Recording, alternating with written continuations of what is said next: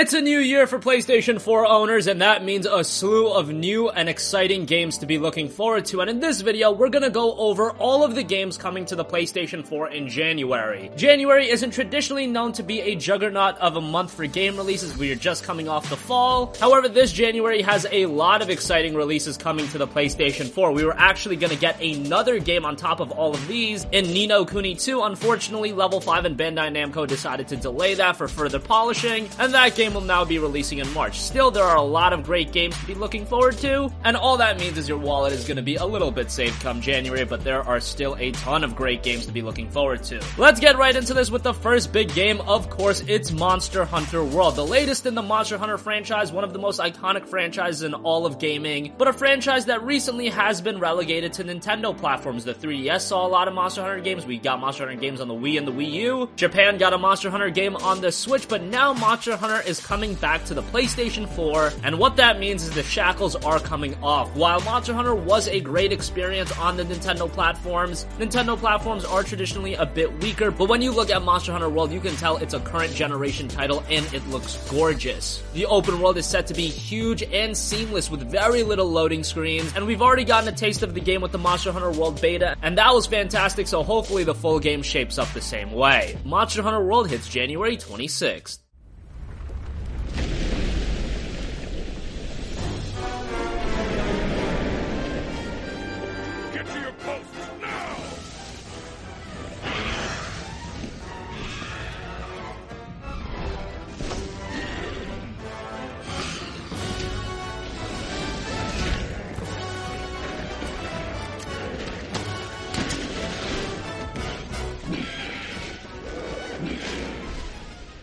Dragon Ball FighterZ. Another game that was announced at E3 was Dragon Ball FighterZ, a game that took everybody by surprise and was one of the surprise great announcements at the event. It's a very artistic fighter being developed by Arc System Works, the guys behind the BlazBlue and Guilty Gear franchise, and aesthetically when you look at Dragon Ball FighterZ, you can definitely see resemblance to those titles. Combat-wise, the game looks very stylish, with a lot of the moves that the characters do translating very well from the anime to the game. Hopefully it's packed with a decent amount of content, but Dragon Ball FighterZ hits the PlayStation 4 on January 26th. Dissidia Final Fantasy NT. From one fighting game of a popular franchise to another fighting game of a popular franchise, Dissidia Final Fantasy NT is the latest in the Dissidia franchise, which you might not know a lot about. Dissidia Final Fantasy was actually released on the PlayStation Portable. It also saw a sequel. It was actually a prequel title, but a follow-up in Dissidia Duodecim. And Dissidia Final Fantasy has actually been a big arcade title as well in Japan, but now it's being brought over to the PlayStation 4 by Tecmo Koei in the form of Dissidia Final Fantasy NT. Visually, the games look really good, and of course it's a big step up graphically from the PlayStation Portable version. It does see a shift in the gameplay. Now it's focused around team battles, so that'll be an interesting take on the Dissidia formula, and hopefully the single player mode is up to par because that's an element that the PSP games did really well. The higher your bravery rises,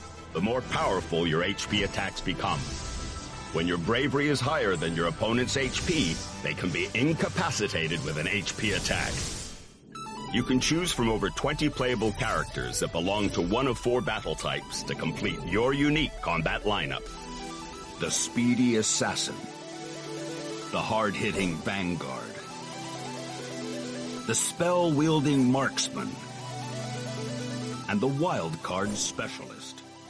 Lost Sphere. Lost Sphere is the latest game from Tokyo RPG Factory, a studio that's not that well known, but they're the guys behind I Am Setsuna, a very old school nostalgic RPG, and while that game wasn't perfect, it did tell a great story, have a great visual style, and it was a solid all-around game, and it was a pretty good debut title for Tokyo RPG Factory. Their latest title is Lost Sphere, and visually and stylistically it follows the same premise of I Am Setsuna. It's a very visually pleasing game, and it looks to be very story-driven as well. If you're a fan of old school RPGs, Tokyo RPG Factory is doing a great job of taking that formula and modernizing it so it is playable in today's gaming environment. Hopefully they can build upon the foundation they set with I Am Setsuna. Lost Sphere hits the PlayStation 4 on January 23rd.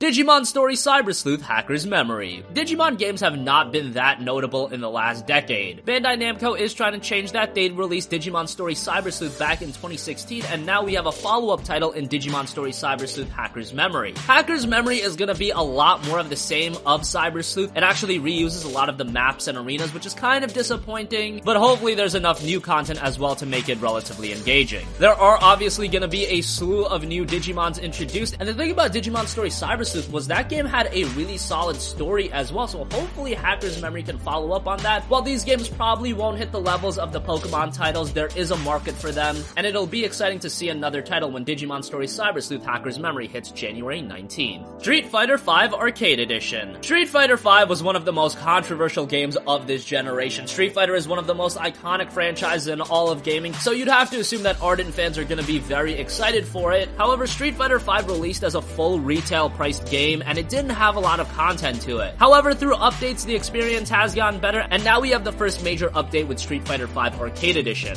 It'll be a $40 release, however, if you already own the original version, it'll just be a free update, so that's fantastic. A lot of the times, Capcom would release several of these games, and you would have to buy them every single time, so that's great that it's just releasing as a free update. And the game itself will feature all of the original playable characters, including 12 DLC fighters in arcade mode, which was absent in the original, and new modes such as the extra battle mode, as well as selectable V-triggers, and on top of that, upgraded visuals. Street Fighter V Arcade Edition is gonna hit the PS4 on January 16th.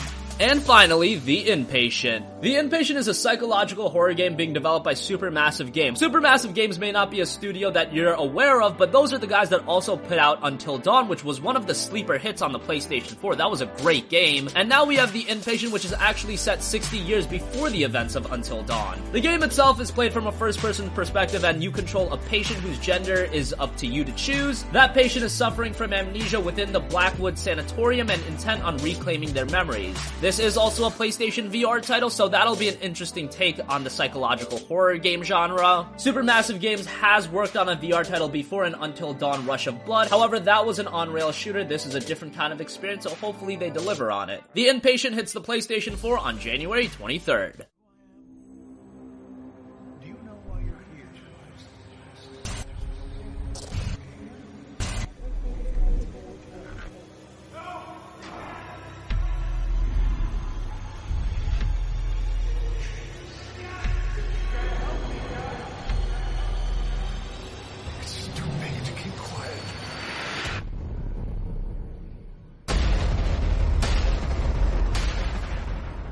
So that wraps up all of the PlayStation 4 games coming in January 2018. What do you think? Which PlayStation 4 games are you the most excited for next month? Let us know in the comments section down below. Thank you for watching, and goodbye.